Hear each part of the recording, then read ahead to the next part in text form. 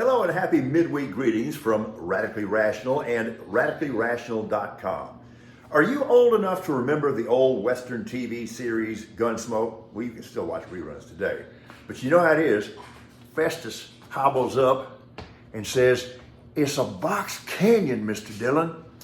That's the position the Longhorns find themselves in right now. Sadly, I'm just not seeing a way forward for Texas to get into the college football playoff. They're still number 7 in this week's rankings, with Georgia, Michigan, Washington, and Florida State occupying the top 4 slots.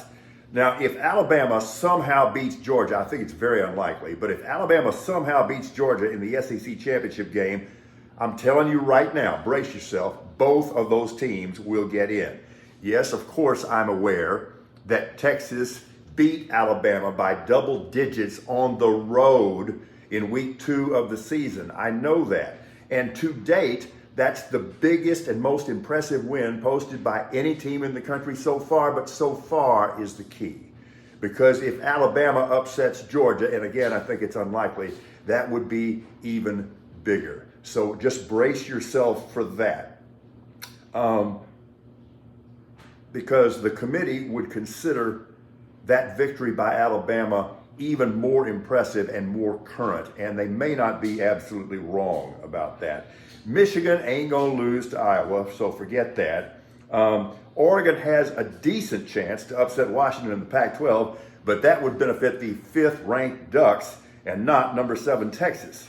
And after losing starting quarterback Jordan Travis to injury, the 4th-ranked Florida State Seminoles could be vulnerable against Louisville in the ACC championship game, but a Cardinal win likely would not help the Longhorns much either.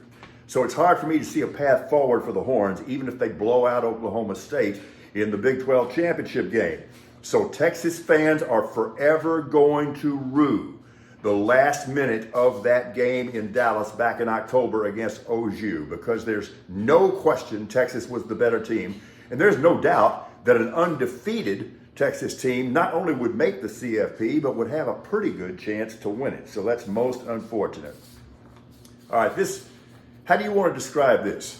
Shameful or shameless? Never thought I'd see this. Arkansas is bringing back Bobby Petrino, this time as offensive coordinator. That brings back memories of road rash, motorcycle contusions, chicks on the side, hiring improprieties, and outright lying. But I guess all is forgiven, right? Not so fast, handlebar breath. Petrino was fired for cause as the Razorbacks head coach back in 2012 after that infamous incident.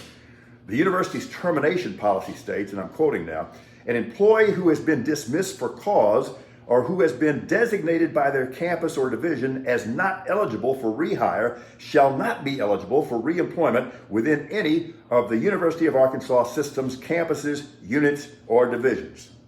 Sounds pretty clear, right? Except the president can override all of that, and he is expected to.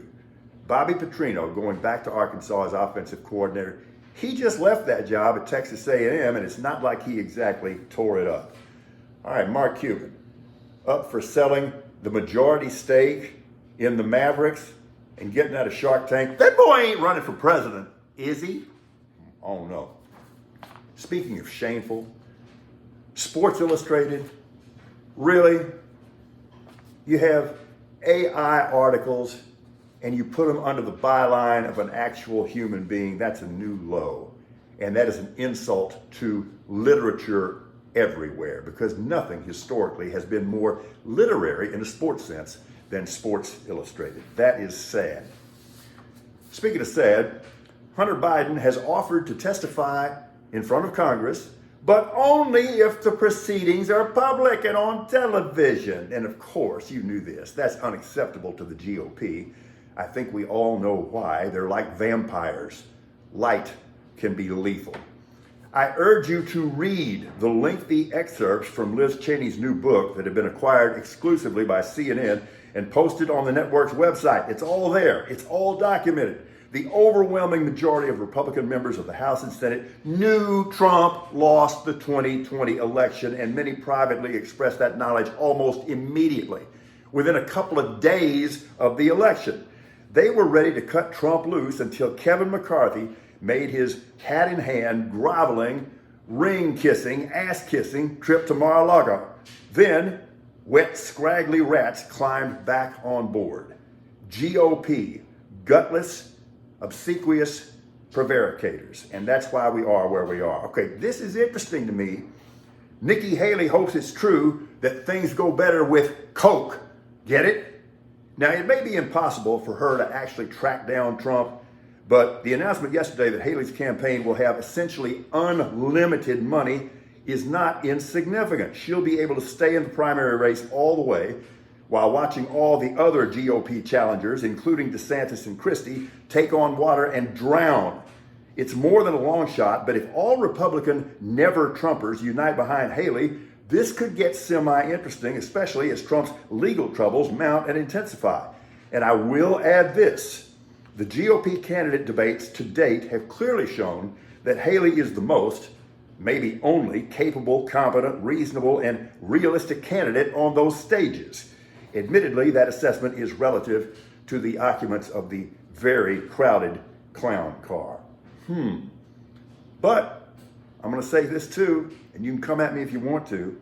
If somehow Haley were to win the nomination, there is no question she would kick Joe Biden's ass in a general election for a number of reasons. No question.